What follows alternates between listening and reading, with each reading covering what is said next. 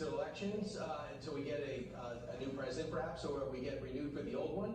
And we also know this as well, that in a matter of an hour and a half, we're going to see the beginning of what we think is going to be a confirmation process of Amy Coney Barrett. Now, the song that we came in with is Timber. Right. And the relation to our next guest is he made his name and attracted his wife by being a lumberjack. He wore plaid, sometimes lined, sometimes not. Would put a belt around his waist to go up a tree and cut it down, just like they did in the 1700s. Hold on, you don't go up a tree and then cut it down. Otherwise, you go down with the tree.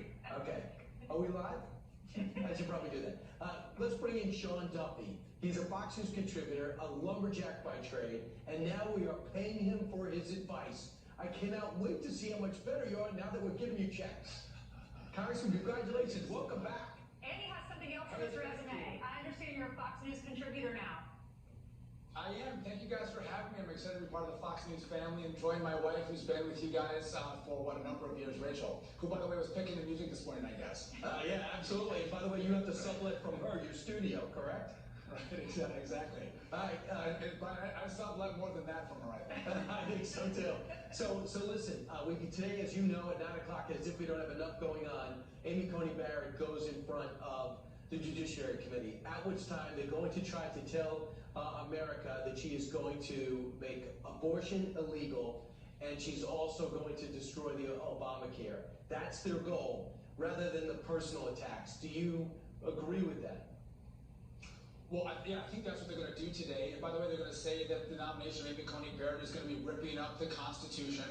We're going to hear all of that as the senators give their opening statement today. But I think when we get to the end and we hear Amy Coney Barrett give her opening statement, which has been released, it's pretty common sense and pretty even-keeled.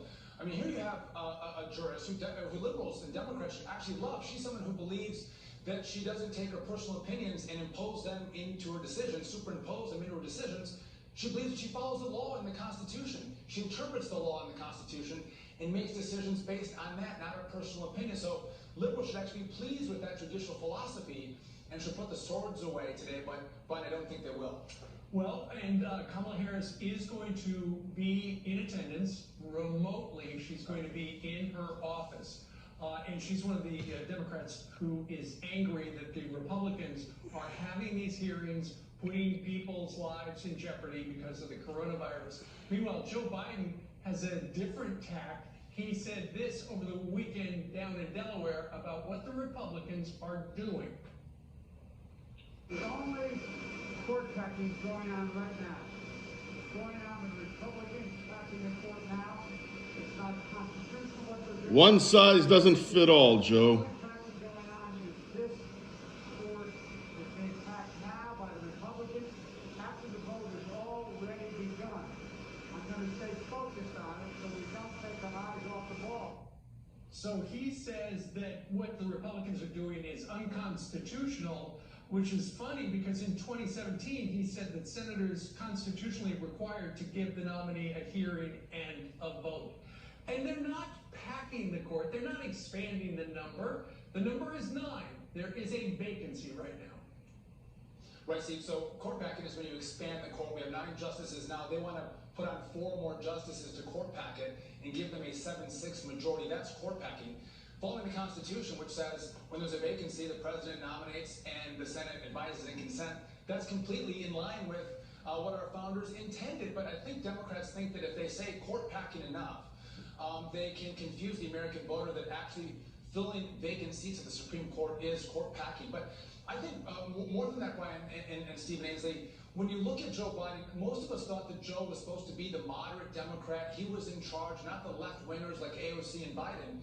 But when Joe's come out and said, I'm not going to answer the question on court packing, I think it shows his hand that he's actually being controlled by the left side of the party.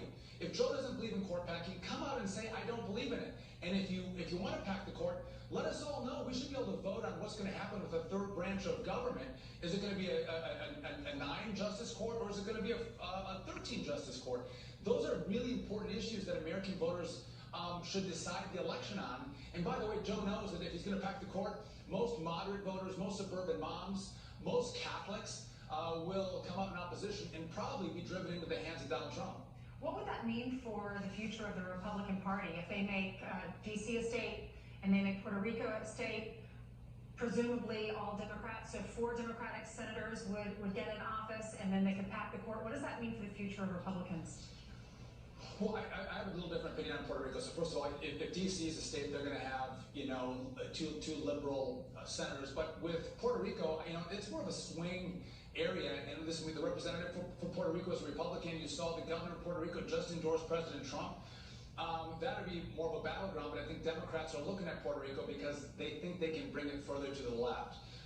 But again, it would be a real issue for Republicans to again gain control of the Senate ever again and to win presidential elections, because now you're going to have the voters in Puerto Rico and in D.C. actually count on election day. Sure. Which right now they don't. So Sean, do you believe the president's trailing in Wisconsin right now? Because I haven't seen a poll with him up. No, so the recent poll I saw, which is Marquette, had the president down 5 points. I think this is a jump ball. It's a 50-50 race, and what Wisconsin's going to come down to is turnout. You have Madison, Wisconsin, which is Dane County, very liberal. They're very energized to come out and vote against Donald Trump.